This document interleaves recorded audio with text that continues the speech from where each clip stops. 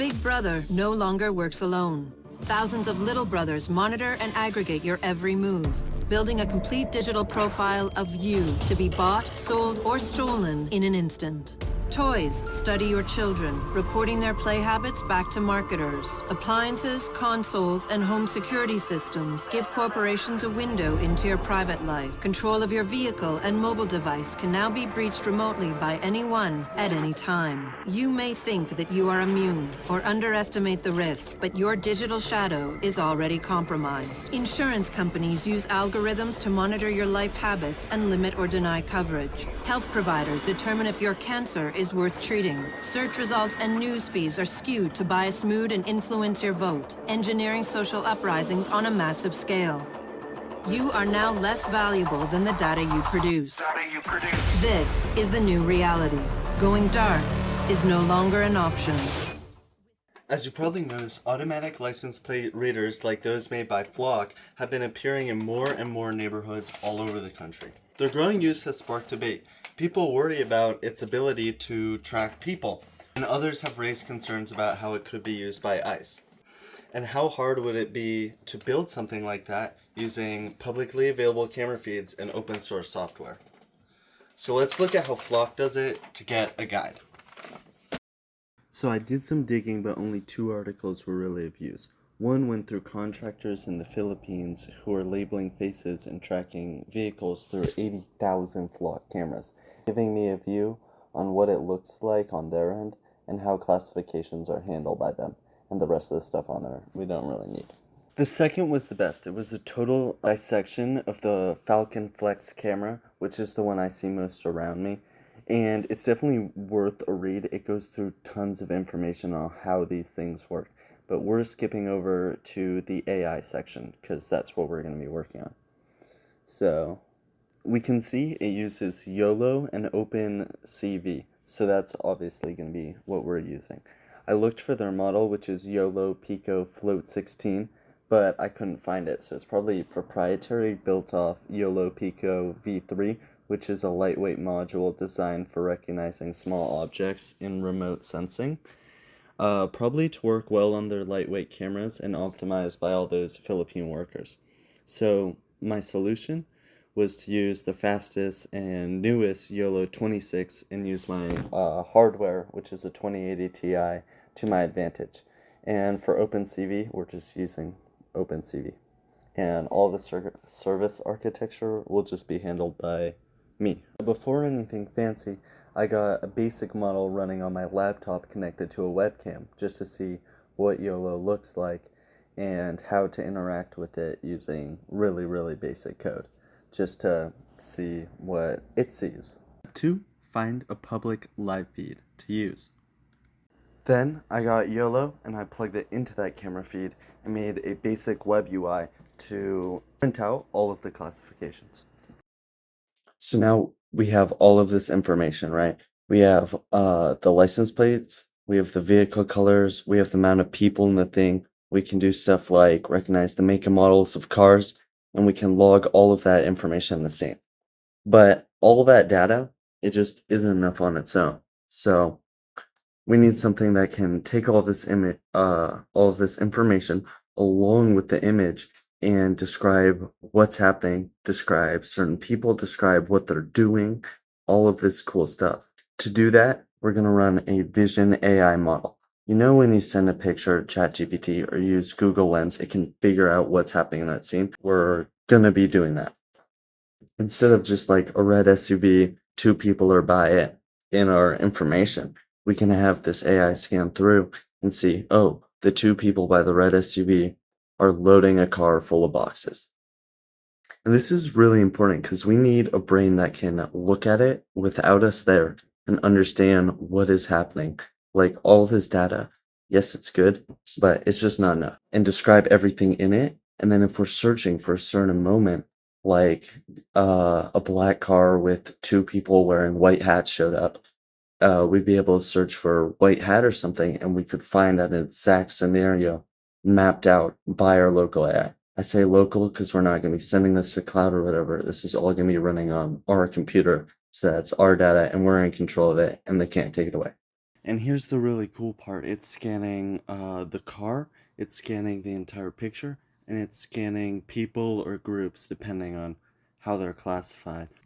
And you'll see here soon that our AI is able to understand these pictures and then flag that as suspicious or just trigger an alert. Okay, boom, we have the alert. So now it won't trigger for like 20-30 seconds just because that's how I programmed it, because it kept getting filled to the brim when running this. But let's look at the transcripts here. We can see it describing the scene. So the two people, blah, blah, blah, blah, blah. The car, describing the whole scene. It can tell that it's a Commonwealth ATM. And you can imagine what these alerts can be used for, to funnel it into a person where a person can review that slice of recording. And then all this data is also searchable. If you're looking for someone, you can look them up by color, you can look up a license plate by like what they're wearing, and all this cool stuff. You know, sadly I don't have super good facial recognition, but you know, I'm pretty sure ICE uses facial recognition. It has programs like that. So you can imagine what this could also be used for, you know, in a broader environment. As well as part of it, whenever a car or truck or bus is detected, it'll take that picture and feed it into a license plate recognizer specifically trained to pick up license plates and read them very, very accurately. If we can't capture license plates, how can we even say we're emulating something that FFlock could do at all? Because that's our whole job, license plates. So, you know, that was important. Well, I love the idea of getting a drone and having light fentanyl-laced urine spraying on analysts who tried to screw us. So now I'm going to show it on a live stream of just a road. Okay, so now you can see it's describing all of those cars, which I think is super cool. When the cars are standing still, it waits longer in between each retry of describing. If it's moving, it'll try and get it multiple times.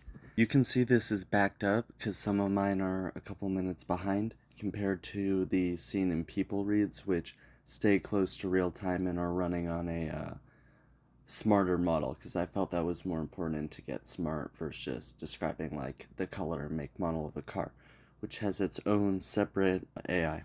That AI then timestamps when the request was sent and describes the car and sends it back with the time the frame was sent, so even when it gets backed up, it'll still be searchable, and if you were searching for that, you'd be able to go to the exact time it has marked and see that car, even if it took a couple of minutes to fully recognize. But you know, when there's a lot of downtime at night, or even just a lot of downtime between each car driving by, it does catch up pretty well. So it is extremely lightweight compared to the other model. So I hope my code is good enough to show you the possibilities of this and have you imagine what is possible with, you know, thousands, hundreds of thousands of cameras and all of these data centers popping up. What could that processing be used for? When they say it's for AI, is that a surveillance AI?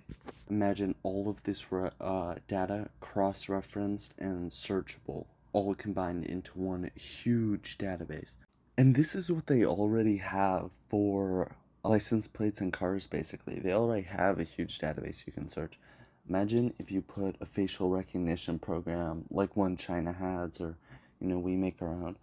You could get everyone's face, and with, you know, hundreds and thousands of these cameras, you would be able to see what every person doing. Oh, they bought something from Home Depot, put it in their car, and then stopped at Wendy's all the way. You'd be able to have all that summarized, basically, like what they were seen buying. Like, oh, they had a pallet of wood and they also had shrubbery. That would be described. All they would have to do is click on your person, they'd see everything you did. All of that would be just there. That's what this data could be used for. I'm not saying they're doing it, I'm just saying it would be very easy to push something like this under the guise of protecting the children or stopping criminals or something like that. Why should people care about surveillance?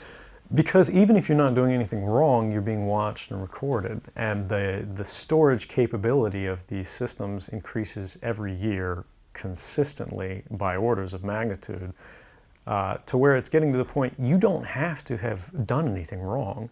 You simply have to eventually fall under suspicion from somebody, even by a wrong call, and then they can use the system to go back in time and scrutinize every decision you've ever made, every friend you've ever discussed something with, and attack you on that basis to sort of derive suspicion from an innocent life and paint anyone in the context of a wrongdoer. They don't even need to have your face in the database because they're collecting data on your key cards, your phone, your laptop, your tires, everything you own basically emits this signal. And now they have technology to pick all of that up. They can tie that to you and they can identify you because your phone has a special signal different from everybody else's phone, and that could be used to identify you. And I can't possibly, do that because I'm not over by whatever camera I'm loading. So yeah. And then a second thing I couldn't do, but I wanted to, was do pose estimation to figure out how you're walking and fingerprint that. And also use it to figure out what you're doing if you're holding something, if you're squatting. I just couldn't do it. My GPU is holding on by a thread. So, oh, hey dog. But if we take a look at my hardware here, we see I have a 2011 CPU. My motherboard is over a decade old. My GPU is pretty good though, which is what we're relying on for the most part. So, just imagine what a big data center could do, or even just one GPU that NVIDIA makes for AI that have like 110 gigabytes of VRAM or something crazy. I have 11. The greatest fear that I have regarding the outcome for America of these disclosures is that nothing will change. People will see in the media all of these disclosures. They'll know the lengths that the government is going to grant themselves powers unilaterally to create greater control over American society and global society. But they won't be willing to take the risks necessarily to stand up and fight to change things, to force their representatives to actually take a stand in their interests. And the months ahead, the years ahead, it's only going to get worse until eventually there will be a time where policies will change, because the only thing that restricts the activities of the surveillance state are policy. Even our agreements with other sovereign governments, we consider that to be a stipulation of policy rather than a stipulation of law.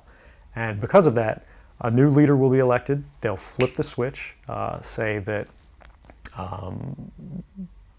because of the crisis, because of the dangers that we face in the world, some new and unpredicted threat, we need more authority, we need more power, and there will be nothing the people can do at that point to oppose it, and it'll be turnkey tyranny. We're doing it. We're doing it. And I'm sure you're enjoying this as much as I am.